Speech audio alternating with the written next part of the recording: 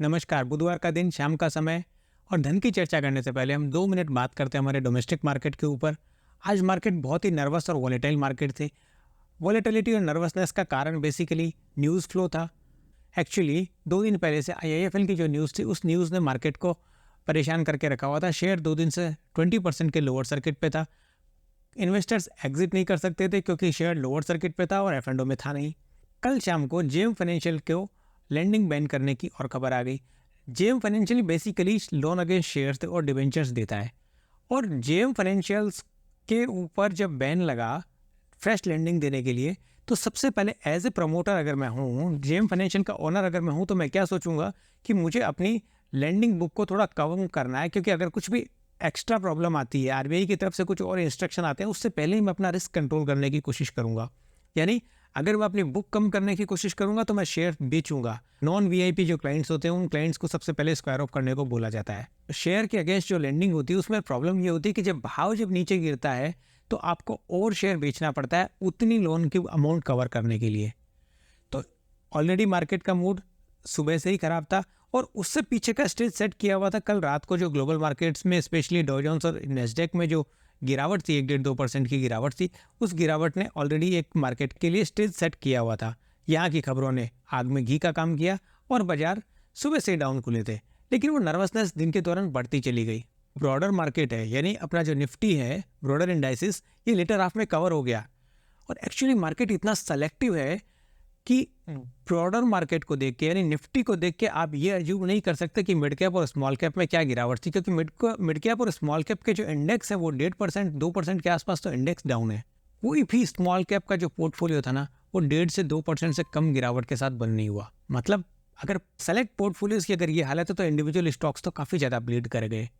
और हम काफ़ी टाइम से ये देख रहे हैं कि जो पिछले 1 साल में मार्केट ने जो आउट परफॉर्मेंस किया था, पहले स्मॉल और मिड कैप ने जो ग्लोबल ब्रॉडर मार्केट को जो आउट परफॉर्म किया था, लार्ज कैप्स को आउट परफॉर्म किया था, पिछले 2 महीनों से ये ट्रेंड रिवर्स हो रहा है। क्योंकि ये जो वैल्यूएशन गैप है ना, ये वैल्यूएशन गैप धीरे धीरे हमारे को पिछले 2 महीने में हमने देखा कि स्मॉल कैप मिड कैप कहीं नहीं गई, जबकि लार्ज कैप धीरे धीरे अपनी रैली एक्सटेंड करते हुए जा रहे हैं। निफ्टी ऑलरेडी 22,500 है, तो निफ्टी जो 500 पॉइंट सेट कर रहा है आगे, हो सकता है उसमें बहुत सारे लार्ज कैप भी नहीं चल रहे होंगे, लेकिन जिन लार्ज कैप को चलना है, यानी जिन लार्ज कैप्स में अर्निंग सबसे पहले है, वही चलेंगे सबसे पहले, तो वो सबसे पहले तेजी के अंदर पार्टिसिपेट कर रहे हैं। और जो मार्केट हमारे को ये जो सेंस दे रहा है कि जो वैल्यूएशन गैप लार्ज कैप और मिड कैप के अंदर जो कम होगा, ये वैल्यूएशन गैप कम होने के पीछे एक और कॉमन सेंस भी काम कर रही है। अभी तक जो तेजी आई है वो स्मॉल कैप और मिड कैप में आई है।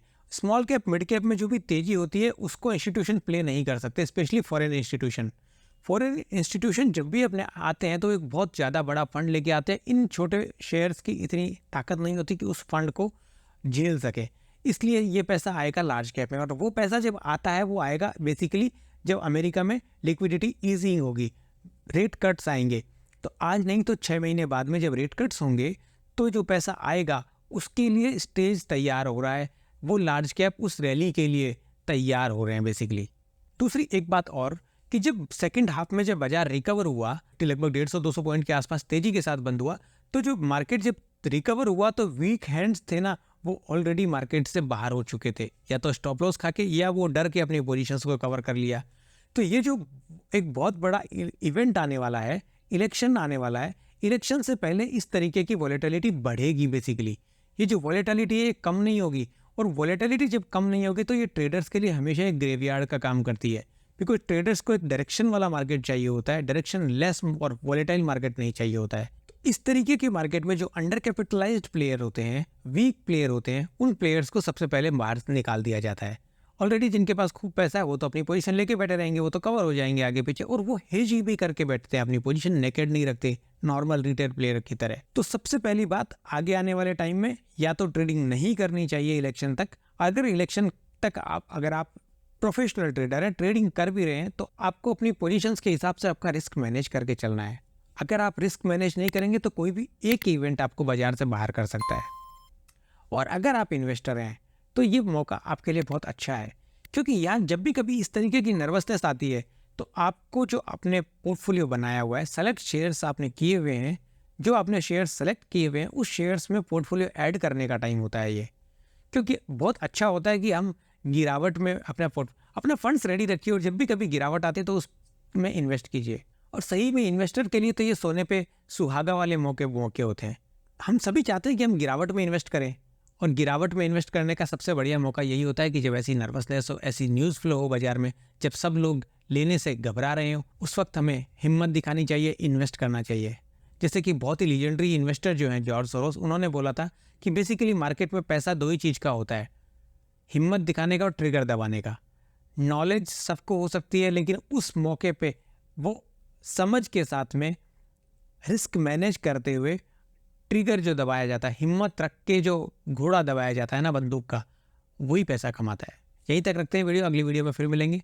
अगर ये वीडियो आपको अच्छा लगा तो वीडियो को लाइक कीजिए, चैनल को सब्सक्राइब कीजिए और अपने दोस्तों के साथ शेयर कीजिए। Thank you.